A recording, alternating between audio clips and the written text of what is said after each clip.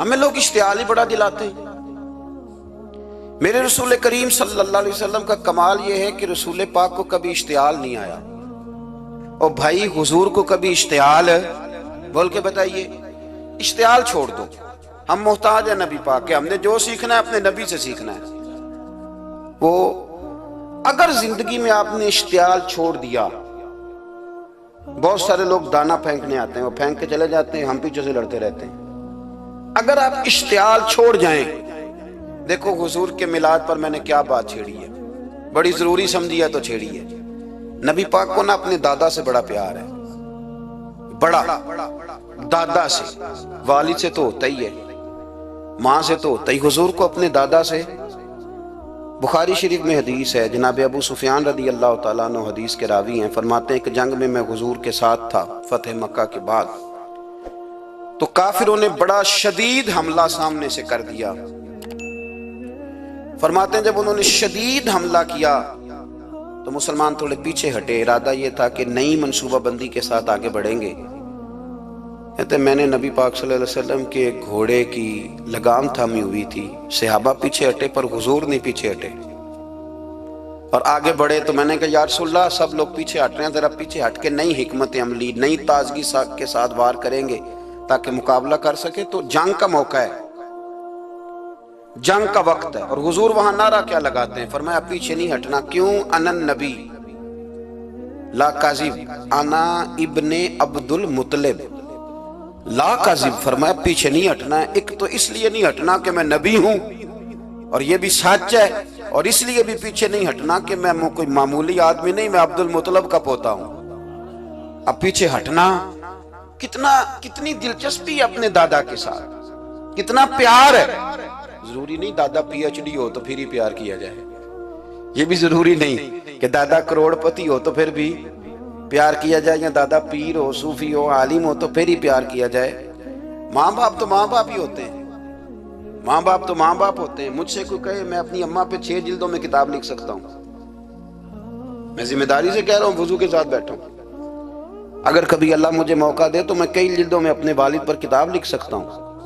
یہ ضروری تو نہیں کہ ماں باپ پڑھے لکھے ہوں تو پھر ہی ان پہ لکھا جا سکتا ہے۔ ماں اگر اپلے بھی تھاپتی ہو نا، اسے الف با تا سا نہ بھی دیکھ کے پڑھنا آتا ہو تو بیٹے سے پیار کتنا کرنا ہے یہ اسے آتا ہوتا ہے، یہ اللہ اسے دیکھ کے بھیجتا ہے، اس کے لیے کسی پی ایچ ڈی کی ضرورت یہ اسے پتا ہوتا ہے، یہ اللہ تعالیٰ اس کے سینے میں پہلے اتارتا ہے۔ نبی پاک صلی اللہ علیہ وسلم کو بڑا پیار ہے، انا ابن عبد المطلب، اور میں کوئی معمولی آدمی نہیں، میں عبد المطلب کا پوتا ہوں۔ یہ جنگوں میں حضور اعلان کرتے۔ اب دوسری کتاب دیکھی الوفا شریف میں اور شفا شریف میں حدیث ہے، حضرت عمر فاروق راوی ہیں، فرماتے میں کھڑا تھا، یہودیوں کا ایک بہت بڑا عالم ہے، زید بن دسنا اس کا نام ہے، حضرت بلال حبشی رضی اللہ تعالیٰ عنہ فرماتے ہیں کہ جب کہیں ضرورت پڑتی تھی تو ہم لوگوں سے قرضہ لیتے تھے، وہ ایک دن مجھے کہنے لگا مجھ سے قرضہ لے لیا کرو، میرے پاس پیسے پڑے ہوتے ہیں، میں نے اس سے قرضہ لے لیا نبی پاک صلی اللہ علیہ وسلم کے مہمانوں کے لیے، کیونکہ میری ذمہ داری تھی مہمانوں کی دیکھ بھال۔ آپ فرماتے ہیں کہ ابھی اس کے حضرت عمر فرماتے ہیں کہ وعدے میں 3 دن باقی تھے، میں حضور کے ساتھ تھا، وہ عالم تھا یہودیوں کا، تورات جانتا تھا، تو چوک میں اس نے کھڑا کر لیا اور کھڑا کر کے کہنے لگا نبی کریم صلی اللہ علیہ وسلم سے کہ میرے پیسے دیں، تو حضور صلی اللہ علیہ وسلم نے فرمایا کہ ابھی تو 3 دن باقی ہیں وعدے میں، انشاءاللہ وعدے پہ دے دیں گے، میں نے جو مضمون چھیڑا ہے وہ میں نے مکمل کرنا ہے، آپ میری بات پہ توجہ کرنا۔ میں کہہ چکا ہوں کہ حضور کو دادا سے بڑا ہی پیار ہے۔ اب وہ یہودیوں کا عالم کیا کہتا ہے نبی پاک کو، تانا کس طرح دیتا ہے، معاذ اللہ ثم معاذ اللہ، نقل کفر نہ باشا۔ جب حضور نے کہا نا ابھی 3 دن باقی ہیں تو کہنے لگا جی معاذ اللہ ثم معاذ اللہ، پھر معاذ اللہ، کروڑ دفعہ معاذ اللہ، کہنے لگا جی عبد المطلب کی اولاد کا طریقہ یہ ہے، پیسے لے لیتے ہیں پھر واپس نہیں کرتے، ہے نا اشتعال والی بات۔ یعنی ویسے ہی آپ کسی کو کہیں کہ تیرے دادے کی اولاد ساری کا طریقہ ہی وہ گرم ہو جائے گا، اور اگر یہ کہہ دیا جائے اس ذات کے بارے میں جس سے آپ پیار بھی عشق کی حد تک کرتے ہوں، تو اب تھپڑ تو بنتے ہیں نا 4، اب ڈنڈا تو بنتا ہے نا۔ لیکن میرے نبی پاک اشتعال میں نہیں آتے تھے، مزاج نہیں تھا رسول کریم کا، نبی کریم صلی اللہ تعالی علیہ وسلم اتنی بڑی بات کر دی کہ حضرت عمر کہتے ہیں میں نے یوں کر کے تلوار پہ ہاتھ رکھا اور نکال لی نیام سے باہر، گردن اڑاؤں گا اس گستاخ کی۔ رسول کریم نے فرمایا عمر یہ تو کیا کر رہا ہے؟ تیرے تو ذمہ یہ تھا کہ تو اسے نرمی کا کہتا اور مجھے پیسے دینے کا کہتا۔ اب اس طرح کر، اسے فلاں جگہ لے جا، وہاں کھجوریں پڑی ہیں تول کے دے دے، چل 2 کلو زیادہ بھی دے دینا۔ حضرت عمر فاروق رضی اللہ تعالیٰ عنہ کہتے ہیں میں نے کہا حضور زیادہ کس بات کی، میں تو پوری بھی ذرا ناپ تول کے دوں گا، اور احتیاط سے کس بات کی زیادہ، اس نالائق کو زیادہ دوں؟ تو حضور فرمانے لگے زیادہ اس لیے دینی ہے کہ تو نے اسے ڈانٹا ہے، تو نے تلوار دکھائی ہے، اب 2-3 کلو زیادہ دینی۔ حضرت عمر کہتے ہیں میں لے گیا اور میں نے 2-3 کلو کھجوریں زیادہ دی، پر وہ میرے اندر جو اس کے بارے میں کوفت تھی وہ جاتی نہیں تھی، میرا دل کرتا تھا کاٹ ڈالوں اسے، اور جب میں نے دے لی نا تو میرے قریب آیا، میرے گھٹنے پہ ہاتھ رکھا۔ آنسو بڑے قیمتی ہوتے ہیں، ایک کبھی نکلتے ہیں۔ کہتے ہیں جب میرے گھٹنے پہ اس نے ہاتھ رکھا تو وہ یہودیوں کا عالم رو پڑا، کہنے لگا عمر تیرا کیا خیال ہے کہ میں بلا وجہ یہ میں نے بات کر دی؟ کہا نہیں، تو روتا کیوں ہے؟ پہلے بے ادبی کرتا ہے اب روتا ہے۔ تو کہنے لگا عمر میں کوئی معمولی آدمی نہیں، میں پڑھا لکھا بندہ ہوں، معمولی ہوتا تو جلدی مان جاتا، میں تورات کا، انجیل کا، زبور کا عالم ہوں، میں نے آخری نبی کی ساری صفتیں اپنی کتابوں میں پڑھی ہیں، میں نے ساری باتیں چھپ چھپ کے نبی پاک میں دیکھ لی تھی۔ ایک بات میں نے حضور کی آزمانی تھی ابھی، وہ یہ تھا کہ نبی پاک کے سامنے جتنی بھی جہالت کرو گے نا، اللہ کے رسول کا علم اس پر غالب آ جائے گا، حضور کا صبر اس پر غالب آئے گا۔ میں نے نا آج وہ آزمانا تھا، اور میں نے نا سازش کر کے بلال کو پیسے دیے تھے، اور میں نے سازش کر کے 3 دن پہلے مانگے تھے، پر عمر تجھے مبارک ہو، میں نے تو آزما کے مانا ہے، تو بغیر آزمائے محمد عربی کا غلام بن گیا ہے، اب لے جا، مجھے معافی بھی دلا، اور نبی پاک صلی اللہ علیہ وسلم کی غلامی بھی میرے لیے اس سند پہ بھی تو میرے ساتھ شامل ہو۔ زندگی میں اشتعال نہ اپنے آپ کو آنے دیں۔ لوگ دنیا میں باتیں کرنے آئے ہیں، اور باتیں کرنے والے رہ جایا کرتے ہیں، باتیں کرنے والے، میری بات کی سمجھ آ رہی ہے، اور کام کرنے والے وہ کر جاتے ہیں۔ اگر آپ باتوں پہ آپ وقت گزاریں گے تو رہ گئے۔ اشتعال، وکیلوں کو بھی یہاں اشتعال آتا ہے، یہاں ڈاکٹروں کو بھی اشتعال آتا ہے، یہاں فلانے کو بھی اشتعال آتا ہے، یہاں بھئی آپ کس چکر میں پڑ گئے؟ اگر آپ کو اشتعال ہی آنا ہے، آپ دیکھیں نا اہل طائف نے نبی پاک کے ساتھ کیا کیا۔ تاریخ میں نا کچھ الفاظ ایسے ہیں جو پڑھے نہیں جاتے۔ جب انہوں نے کہا کہ معاذ اللہ آپ نبی ہیں جو دروازہ دروازہ گھوم رہے ہیں، آپ نبی ہیں جن کے ساتھ لشکر ہی کوئی نہیں، پیسے ہی کوئی نہیں، آپ ہیں، اتنے سخت جملے، پتھر بھی مارے۔ اشتعال تو 1.5 منٹ میں آ جاتا بندے کو، اور ہمارے ہاں تو رہ بھی صرف اشتعال ہی ہے، صرف اشتعال ہی ہے، جس کو دیکھو اسے اشتعال ہے، ادھر بھی لڑائی، ادھر بھی دنگا، ادھر بھی فساد۔ بھئی آپ چھوڑیں۔ رسول کریم علیہ السلام کو حضرت زید بن حارثہ نے کہا حضور دعا کریں گے تباہ ہو جائیں، نبی پاک نے فرمایا لفظ حدیث کے، فرمایا لم ابعث لعانا، فرمایا میں کو تانے دینے والا بن کے آیا ہوں، میں کو وہ ہوں جو تانا زنی کروں گا، بد دعا دوں گا انہیں۔ فرمایا انما بعثت ہادیا و رحمہ، فرمایا میں تو رحمت بن کے آیا ہوں اور لوگوں کو ہدایت کا راستہ دکھانے کے لیے آیا ہوں۔ زندگی میں کبھی بھی اشتعال۔ ایک بات اور کرنی ہے آپ سے، اس پر بھی آپ نے خاص توجہ کرنی ہے، جو ہمارے لیے سرکار کی محتاجی میں سے خیرات ہم نے لینی ہے، وہ یہ ہے کہ نبی پاک صلی اللہ علیہ وسلم کو نا قرآن مجید نے حریص کہا۔ اللہ اکبر، یہاں شاید آپ مجھے کہہ دیں تو میں ناراض ہو جاؤں، لیکن قرآن نے کہا حریص علیکم بالمؤمنین رؤوف الرحیم۔ اللہ کرے کہ ہم قرآن کے الفاظ پر غور کریں۔ حریص علیکم، اے میرے محبوب کے غلاموں، نبی پاک صلی اللہ علیہ وسلم نا تم پر حریص ہیں، یعنی تمہاری بھلائی چاہنے میں جلدی کرتے ہیں، تمہاری بھلائی چاہنے میں۔ یہ ایسے الفاظ ہیں کہ اس سے بڑھ کر میں ان کا معنی نہیں کر سکتا، اگرچہ علماء تفسیر نے حریص علیکم کے کئی معنی بیان فرمایا محبوب کو جلدی ہے۔ بیٹا بھی اماں سے کہتا ہے اماں آہستہ آہستہ ہی میری ترقی ہوگی نا، اب مرید بھی پیر صاحب سے کہتا ہے حضرت صاحب ہوں میں شروع کرتے لئیے سویرے اٹھتے پہنا تے اے میں ہولی ہولی کر کے داڑھی، مجھے تو خیر بہت سارے کہتے ہیں، اس لیے ایک میرے سنگی ہیں اللہ تعالیٰ انہیں جزائے خیر دے، وہ جنوبی پنجاب سے ہیں تو وہ سرائکی ہیں۔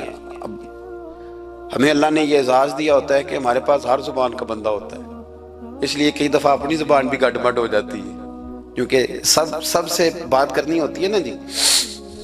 تو مجھے کہنے لگے ایک دن فون کر کے پیر صاحب مبارک ہوئے، میں نے کہا جی خیر مبارک، کیا ہوا؟ کہنے میں ان چھوٹی چھوٹی داڑھی رکھ لئی اللہ دے فضل نہ۔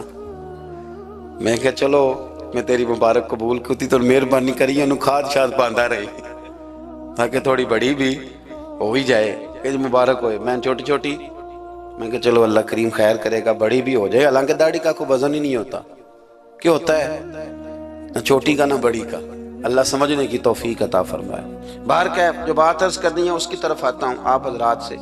حریص علیکم، بھئی ہر بندہ کہتا ہے میں آہستہ آہستہ چلوں گا، لیکن نبی پاک صلی اللہ تعالی علیہ وسلم نے شوق رکھتے میری امت کو جلدی سے خیر ملے، جلدی سے۔ آپ دیکھیں نا ہم نے نا اصل میں سنی تقریریں، سنانے والوں نے سنا دیں، بس وہ ٹھیک ہے ایک نظام ہے، لیکن کبھی کبھی نا ہم الجھ جاتے ہیں، اڑ جاتے ہیں کہ یار ایسے بھی ہوتا ہے۔ نبی پاک جلدی کرتے ہیں اپنی امت کو خیر دینے میں، جلدی۔ حضرت ابو ہریرہ نے حافظہ مانگا تو فٹافٹ دیا حضور۔ حضرت جابر ابن عبداللہ نے کہا حضور گھر میں غربت ہے تو فرمایا یہ کلو لے جا، کھول کے نہ دیکھنا کھجورے، کھاتا رہنا ختم کوئی نہیں ہوں گے۔ جس نے جو مانگا نا جو ذرا جلدی کر کے، مرنا ہے پھر قبر میں جانا ہے، پھر قیامت تک قبر میں لیٹنا ہے، پھر قبر سے اٹھنا ہے، وَإِذَا الْقُبُورُ بُعْثِرَتْ عَلِمَتْ نَفْسٌ مَا قَدَّمَتْ وَأَخَّرَتْ، پھر وہاں سے اٹھ کے حساب دینا ہے، حساب کے بعد جنت دوزخ کا فیصلہ ہونا ہے۔ اور میرے نبی پاک صلی اللہ علیہ وسلم کو بڑا شوق ہے امت جلدی جلدی جنت میں جائے، لہذا فرمایا ابو بکر تو بھی جنتی ہے۔ حضور وہ قبر، وہ اٹھنا، وہ حساب کتاب، فرمایا میں جانوں اللہ جانے۔ عمر تو بھی جنتی ہے، عثمان بھی جنتی ہے، علی بھی جنتی ہے، طلحہ بھی جنتی ہے، زبیر بن عوام بھی جنتی ہے، طلحہ بن عبید اللہ بھی جنتی۔ 10 بندوں کو نہ کھڑے کھڑے جنت۔ امام حسن اور حسین پیچھے کھیل رہے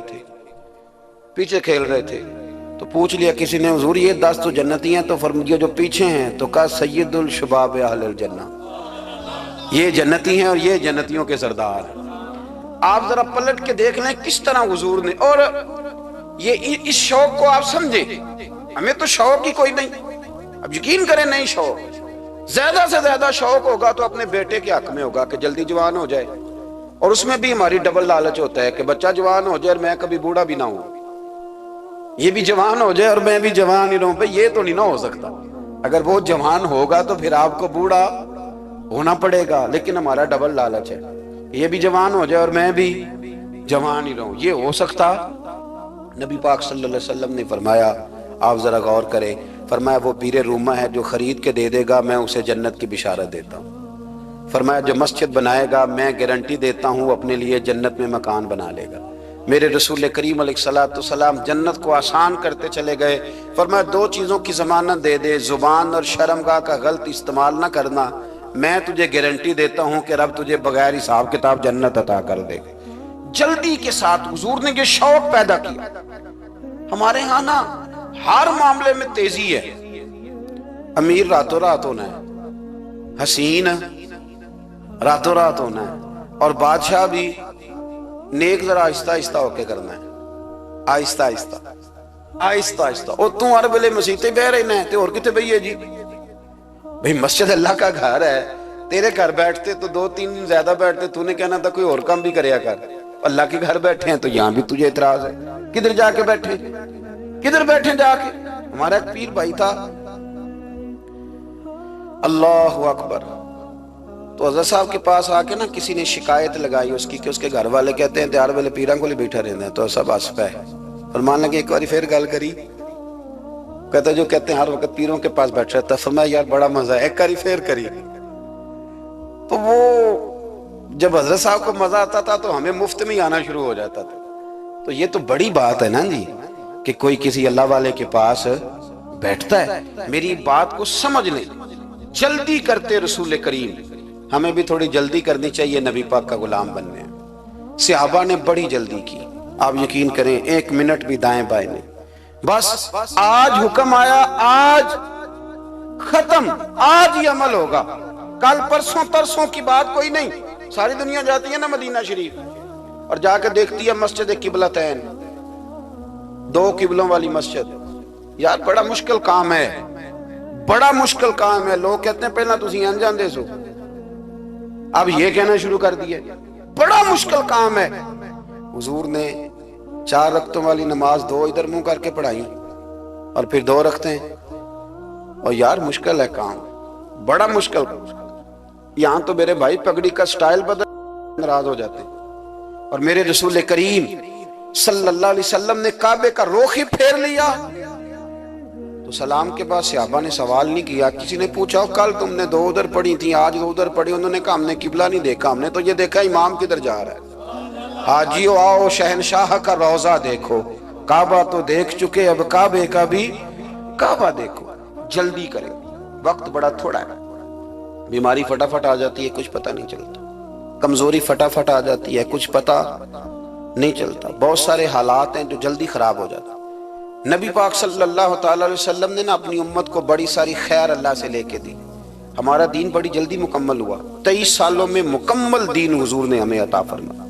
اور پھر ایک اور مزے کی اور لطف کی بات یہ کہ ایک ہے کہ جنگیں بھی ہو رہی ہیں، ہم کہتے ہیں جی آرام سے بیٹھیں گے تو دین کی بات کریں گے، جنگیں بھی جاری ہیں، بدر ہے، احد ہے، آخر دم تک۔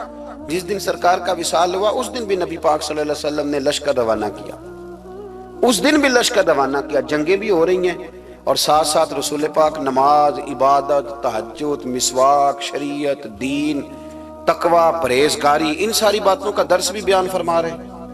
ہم کہتے ہیں جی وہ فلانے حالات ٹھیک ہو جائیں گے کاروباری تو پھر میں مسجد ہوں۔ بھئی حالت جنگ میں بھی جنگ بھی چلتی رہتی تھی، تہجد بھی چلتی رہتی تھی، وہاں یہ حال تھا کہ وہاں پریشانی بھی چلتی رہتی تھی اور درود و سلام بھی چلتا رہتا تھا۔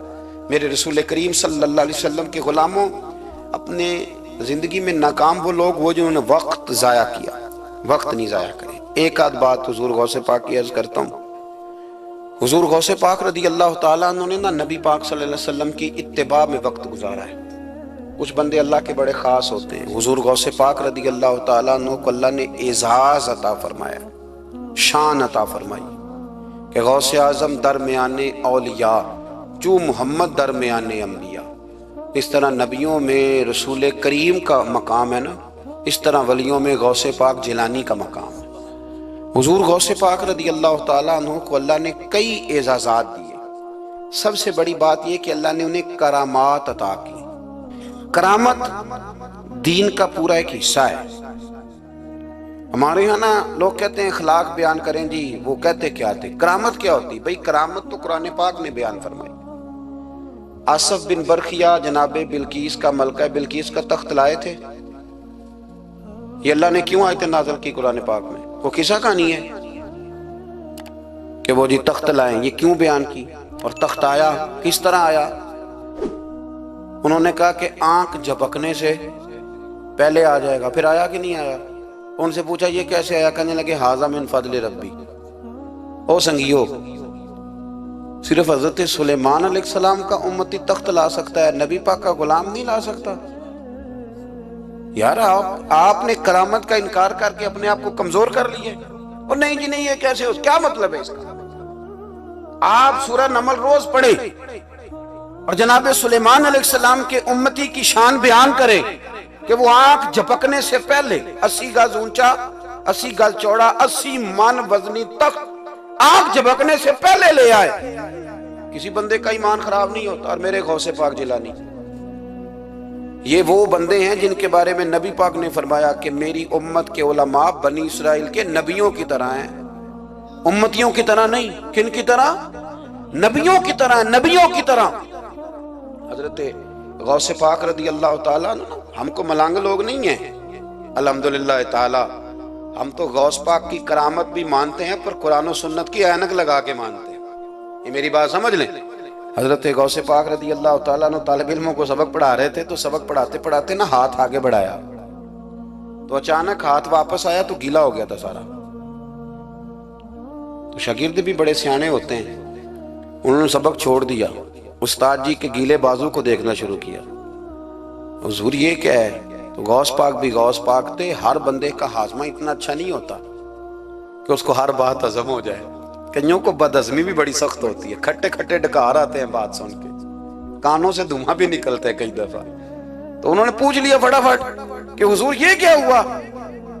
تو غوث پاک کو پتا تھا کہ سب کا ہاضمہ ٹھیک، میاں صاحب نے بھی کہا تھا خاصاں دی گلامہ آگے نہیں مناسب کرنی۔ اگلا شعر میں نہیں یہ پڑھنا کیونکہ زیادہ ڈاڈ ہے تو میں ادھر ہی رہتا ہوں، اتنا ہی کافی ہے کہ خاصاں دی گلامہ آگے نہیں مناسب کرنی۔ انہوں نے کہا حضور یہ کیا ہے؟ تو آپ فرمانے لگے تمہارے والی بات نہیں۔ اللہ اکبر۔ ابھی سبق پورا ہو رہا تھا تو بندے دوڑے دوڑے آ گئے اور انہوں نے نعرے لگانے شروع، یا غوث یا غوث یا غوث۔ لوگ کہتے ہیں غوث پاک سے ملتا نہیں، میں کہ ٹھیک اندے انہوں نہیں نہ ملیا، جنہوں ملیا اس تے رولا پانا نہ بڑا ملیا ہے بڑا ملیا ہے بڑا ملیا ہے، اپنا اپنا معاملہ نا۔ کسی نے کہا حضور کچھ نہیں دیتے، تو کسی نے کہا میرے کریم سے گر قطرہ کسی نے مانگا، دریا بہا دیے در بے بہا دیے، جس کو ملا ہے وہ تو شور کرے گا۔ تو تھوڑی دیر کے بعد ہی بندے پہنچ گئے، انہوں نے آ کے یا غوث کے نعرے بھی لگائے، وہ مچلے بھی، وہ روئے بھی، وہ قدم بھی چومے، اپنے مقدر پہ ناز بھی کیا۔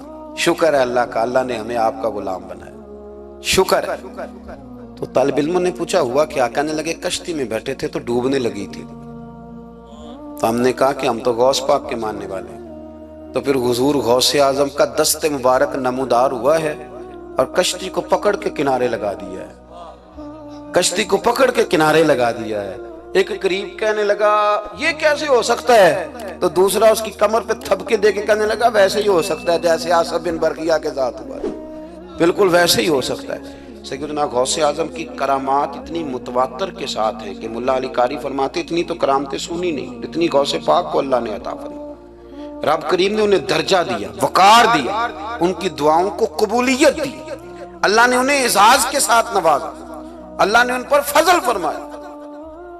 ایک تاجر تھا تو ملک شام جاتا تھا اکثر تجارت کرنے کے لیے، مال کما کے لاتا، غریبوں کی بھی مدد کرتا، مدارس کی، مساجد کی، سب جگہ جہاں دین کی ضرورت ہوتی پہنچتا۔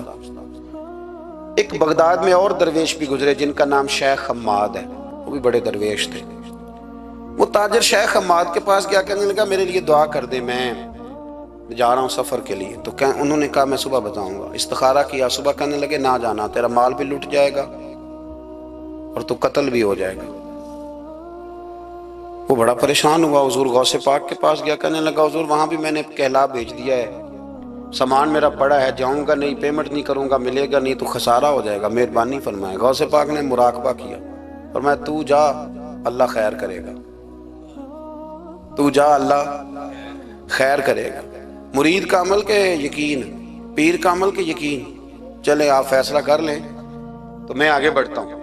حضرت غوث اعظم رضی اللہ تعالیٰ عنہ نے مرید سے کہا تو جا اور اللہ خیر کرے گا۔ وہ گیا، کہتے میں نے پیمنٹ کی، مال لیا، واپس آیا، گھوڑوں کا سفر تھا، رستے میں رات کو ایک جگہ سویا، خواب دیکھتا ہوں، خواب میں ڈاکو آ گئے، انہوں نے پہلے مال لوٹا پھر مجھے قتل کیا، اور جب میرے گردن پہ انہوں نے خنجر چلائی، خواب دیکھ رہا ہوں تو میری فٹافٹ آنکھ کھل گئی، اور جب میری آنکھ کھلی تو میں اسی وقت ہی رخت سفر باندھا، سر پٹ گھوڑے دڑائے، کچھ رات کو کچھ دن کو، سویرے بغداد پہنچ گیا۔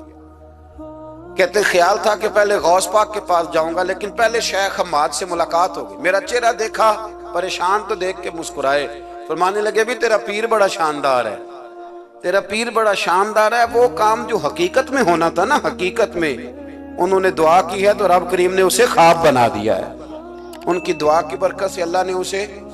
اب میں بات مضبوط کرنا چاہتا ہوں تو میں ایک حدیث پاک بھی پڑھ دوں۔ لوگ کہیں گے جی مرنے والا بھی بچ جاتا ہے، عمر بھی بڑھ جاتی ہے، مشکات کی حدیث ہے، ترمذی میں بھی موجود ہے، نبی پاک صلی اللہ علیہ وسلم نے فرمایا اگر تم چاہتے ہو رزق بھی بڑھ جائے، عمر بھی لمبی ہو جائے، تو اپنے رشتہ داروں سے اچھا سلوک کرو۔ اس کا مطلب ہے کہ عمر بڑھ جاتی ہے، موت کچھ وقت کے لیے ٹل بھی جاتی ہے۔ حضور غوث پاک کو اللہ نے بڑا اعزاز دیا، بڑی کرامات دی، آپ فرمایا کرتے تھے میں نے 40 سال اپنے رب کو راضی کیا ہے مصلی پہ بیٹھ کے. تو میرے مالک نے پھر پوچھا ہے کہ عبد القادر کچھ مانگ لے، کوئی بات کر لے. تو سیدنا غوث اعظم رضی اللہ تعالیٰ عنہ فرماتے ہیں کہ میں نے پھر اپنے رب کریم کی بارگاہ میں عرض کیا، مالک جو قیامت تک مجھ سے محبت کرے فضل کرنا اسے بغیر توبہ کے موت نہ دینا. تو میرے رب نے میری اس دعا کو شرف قبولیت عطا فرمایا کہ جو مجھ سے پیار کرے گا، میرا نام لے گا، وہ بغیر توبہ کے نہیں مرے گا. جنات بھی آپ کی بارگاہ میں حاضر ہوتے ہیں.